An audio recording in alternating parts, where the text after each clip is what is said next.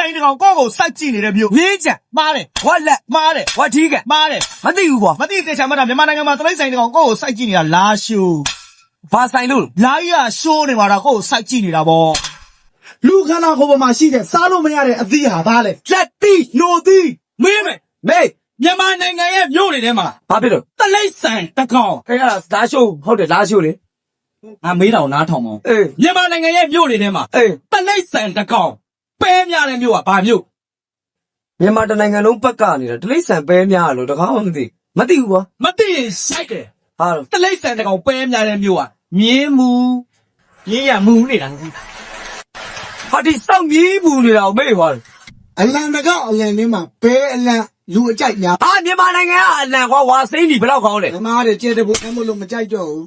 မြန်မာနိုင်ငံကအလံမကြိုက်တော့ဘူး အဲ့ဒါဆိုရှင်အမေရိကန်အလံ မိုင်းသားတွေပါတယ်မသိမချင်းမတာအလံတကအလံထဲမှာလူကြိုက်အများဆုံးကအီလံသိကြလားတော့မဲပဲ ဟေး အောင်မြင်မှုဆိုတဲ့အဓိပ္ပာယ်ကိုပြောပြ စ조사မှုရဲ့ရလက်ကအောင်မြင်မှု မားတယ်အောင်မြင်မှုဆိုဥမြင့်မောင်ပြော ဟာ